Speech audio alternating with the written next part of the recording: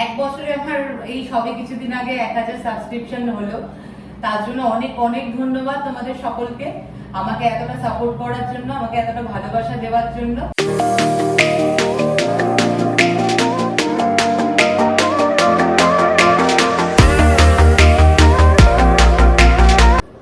Hello everyone, কেমন আছো তোমরা সবাই?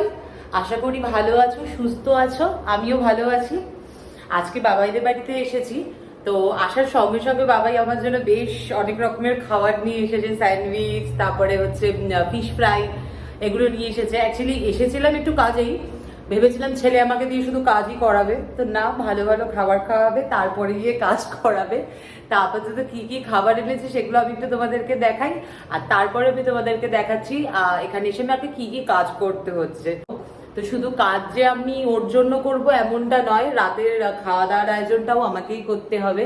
আর আমি তো খুব একটা বেশি রান্না বান্না করি না, তো আজকে রান্না করছি, সেটার জন্য একটু বেশি এক্সাইটেড আমি। তাহলে চলো আগে কি কি এনেছে সেটা দেখিয়ে নিই, তারপরে রাতে কি কি রান্না করবো সেটা আমি তোমাদের সঙ্গে শেয়ার করব। ভেবেছিলাম ছেলে আমাকে দিয়ে শুধু কাজ করাবে, তো দেখলাম না, ভালো ভালো খাবার দাবার নিয়ে এসেছে। আগে পেট ভরাবে, তারপরে কাজ করাবে।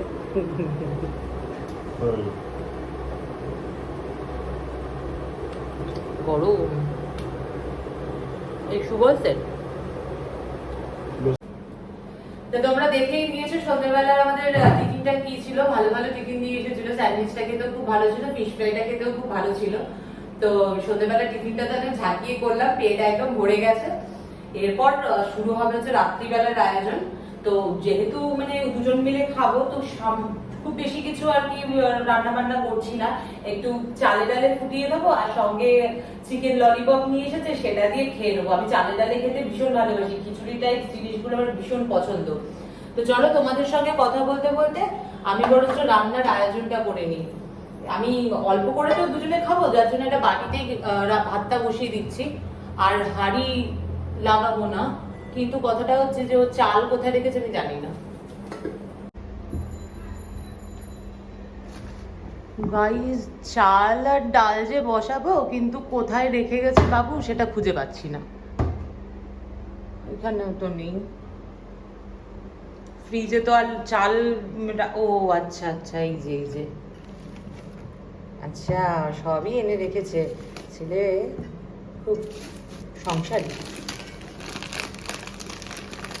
ওই দেখো, আগের দিন মিষ্টি সুজি এনেছিলাম, খাইছিলাম, আজকে সুজি এনে রেখেছে। নির্ঘাত আমাকে দিয়ে কালকে সকালবেলা সুজি করাবে। বলেনি এখনো কিছু, দেখো সব উল্টে পাল্টে রেখে দিয়েছে। এইভাবেই জায়গাগুলো মানে অগোছালো হয়, আর আমাকে দিয়ে তারপর পরিষ্কার করাবে। এইভাবে রেখেছে, এইভাবে কেউ রাখে?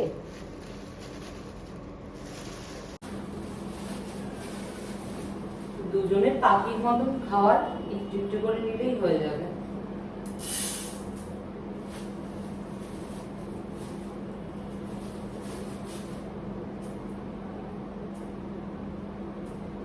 আসলে ও তো এই ফ্ল্যাটে থাকে না, মানে খাওয়া দাওয়া সবই ওর আরেকটা বাড়ি আছে ওইখানে করে। মানে ভাই আছে, মানে পার্থ আছে, সুচরিতা আছে, তো ওইখানেই সবটা করে। যার জন্য এইখানে আর কি আয়োজনটা কমই থাকে। আমি যখন যখন আসি তখন একটু এখানে রান্না হয়। তো চাল আর ডাল নিয়ে নিলাম। কিচ্ছু আটকে রাখে না, সবকিছু খোলামেলা রাখে। মানছি এখানে কোনো পোকামাকড় নেই, বাট স্টিল রোজ দিন একঘেয়েমি লাইফ থেকে না কিছুটা বোর হয়ে গেছিলাম। সেই সকালবেলা উঠে 10টার সময় কাজে লগ ইন করি, আমার ওয়ার্ক ফ্রম হোম, তারপরে লগ আউট করতে করতে 8টা সাড়ে 8টা। তো এই একঘেয়েমি লাইফ আর ভালো লাগছিল না। আজকে কাজ থেকে মানে ওঠার পর ভীষণ মুডটা অফ হয়ে গেছিল, কিছু ভালো লাগছিল না। তা প্রথমেই আমার এক বন্ধু আছে, তাকে আমি ফোন করলাম যে বেরোবি নাকি, চল একটু বাইরে গিয়ে চা খেয়ে আসি।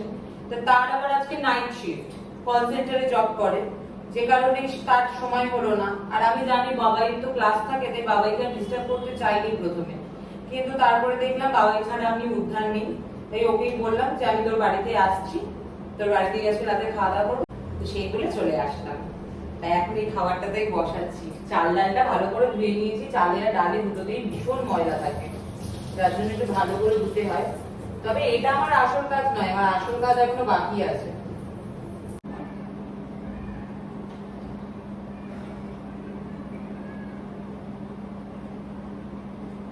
আমি জানি তোমাদের হয়তো আমার ব্লগ দেখতে খুব একটা ভালো লাগে না, কারণ আমি খুব সিম্পল ব্লগ করি, আর সিম্পল লাইফস্টাইল তো সিম্পল ব্লগই তো হবে না। আর এখন তো সবাই মানে ব্লগে কিছু না কিছু এক্সাইটমেন্ট রাখে। আমি না এটা দিয়ে ধরাতে পারি না খুব একটা ভালো।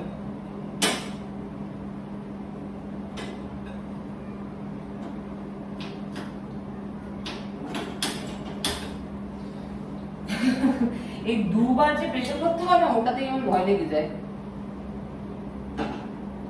তো চলো, ভাত তো বসিয়ে দিলাম, চালে ডালে একসাথে মিক্স করে।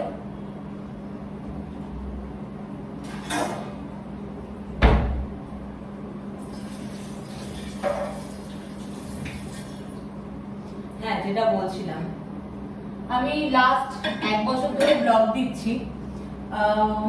1 বছরে আমার এই সবে কিছুদিন আগে 1000 সাবস্ক্রিপশন হলো। তার জন্য অনেক অনেক ধন্যবাদ তোমাদের সকলকে, আমাকে এতটা সাপোর্ট করার জন্য, আমাকে এতটা ভালোবাসা দেওয়ার জন্য। আশা করি আগামী দিনে তোমরা আরো আমাকে ভালোবাসা দেবে, আরো সাপোর্ট করবে। আর ডেইলি লাইফ আমি তোমাদের সঙ্গে শেয়ার করছি এখন। আগে নর্মাল ব্লগ, যদি কোথাও ঘুরতে যেতাম, ট্রাভেল ব্লগ, ফুড ব্লগ, এগুলো তোমাদের সঙ্গে শেয়ার করতাম। কিন্তু বর্তমানে আমি তোমাদের ভালোবাসাতে ভীষণ ইন্সপায়ার হয়েছি, যার জন্য আমি তোমাদের সঙ্গে ডিসাইড করেছি যে এবার থেকে ডেইলি লাইফ আমি শেয়ার করব, আর সেটাই করছি। আর আমার ডেইলি লাইফে কিছুই এক্সাইটমেন্ট নেই, একদম সিম্পল একটা লাইফ, সেটাই তোমাদের সঙ্গে শেয়ার করছি। জানি তোমাদের সবসময় দেখতে ভালো লাগে না, আজকাল তো আমার ভিডিওতে খুব একটা ভিউও তোমরা দিচ্ছ না, কিন্তু বিশ্বাস আছে যে আগামী দিনে আমি যদি ভিডিও পোটেনশিয়ালি দিতে পারি, তোমরাও আমাকে সাপোর্ট করবে, আমার ভিডিও দেখবে। আর সেই আশাতেই আমি তোমাদের জন্য ভিডিও বানাই। তোমরা প্লিজ একটু লাইক, কমেন্ট এগুলো করো। তোমাদের সঙ্গে আমার কথা বলার ভীষণ ইচ্ছা আছে, ইচ্ছা করে, কিন্তু তোমরা কমেন্ট করো না বলে কথা বলতেও পারি না, আর আমি লাইভ খুব একটা করতে পারি না। আমি চেষ্টা করব আগামী দিনে সময় করে লাইভে এসে তোমাদের সঙ্গে কথা বলার। তোমরা এইভাবেই আমাকে সাপোর্ট করো, ভালোবাসা দিও। অনেক অনেক ধন্যবাদ। তো চলো, কাজগুলো শেষ করে নেওয়া যাক। এই যে চিংড়ি মাছগুলো একটু তোমাদের দেখাই। এই দেখো, বেশ বড় বড়, কিন্তু আমাকে বাবাই বললো আমি নাকি চিংড়ি মাছ কিনতে গিয়ে ঠকে গেছি। কেনাটা তোমাদের সঙ্গে শেয়ার করা হয়নি, হাতে অনেক ব্যাগ ছিল, যার জন্য তখন আর ভিডিও করতে পারিনি। তবে এই চিংড়ি মাছগুলো 500 টাকা করে কেজি নিল। পাশে আরো বিক্রি হচ্ছিল, তারা আবার সবাই বলছিল নাকি 700 টাকা করে কেজি। তো এই কাকুটার কাছে একটু কম দামে পেলাম, বললো 500 টাকা। আমার মনে হলো কম দাম, আমি নিয়ে নিলাম। কিন্তু আসার পর বাবাই বলছে চিংড়ি মাছ নাকি বাজারে 350-400 টাকা করে। আমার কোনো আইডিয়া নেই, আমি বাজার করি না, কোনোদিন বাজার করিনি। তো সেই কারণে আমাকে যা বলেছে আমি কোনো বার্গেনিং না করেই নিয়ে নিয়েছি। তো চলো, আমি চিংড়ি মাছগুলো ছাড়িয়ে নিই, কারণ আমার একটু টাইম লাগবে। এতগুলো চিংড়ি মাছ আমি তো ছাড়াই না। এবার যাদের অভ্যেস থাকে তারা চট করে ছাড়িয়ে দিতে পারে। আমি যেহেতু নতুন মানে খুব কমই ছাড়ানো পড়ে, শিখে নিয়েছি মায়ের কাছ থেকে, কিন্তু মা কিছুই করতে দেয় না। আর পড়ার সময়ও বা কোথায়, সকাল থেকে তো কাজই করে থাকি। তো চিংড়ি মাছগুলো আমি ছাড়িয়ে নিই, তারপরে রান্নাটা কমপ্লিট হলে তোমাদেরকে দেখাচ্ছি। চিংড়ি মাছ নয়, মানে চালে ডালে যেটা বসিয়েছি সেটা কমপ্লিট হলে খাওয়ার সময় তোমাদেরকে আবার জয়েন করছি। সঙ্গে থাকো, আমি তারপরে খাওয়ার সময় আবার ভিডিওতে অন করছি। না আমি খাবো না। না, দুজনেই খাবো। ডাল নেই বিট্টু? না, আমার খিচুড়িতে আর কিছু নেই। তুই ঘরে বসে খাবি, ঘর নিয়ে যেতে পারিস। ভিডিও রেকর্ড চলছে? চলে এসেছি আমরা ডিনারে। চেয়ারগুলো আনলে তো ভালো করতাম। দাঁড়িয়ে খাবি নাকি? তার থেকে ঘরে চ। বুঝে হয়ে গেল। গাইস, তোমরা দেখতেই পাচ্ছ, খেতে বসে গেছি।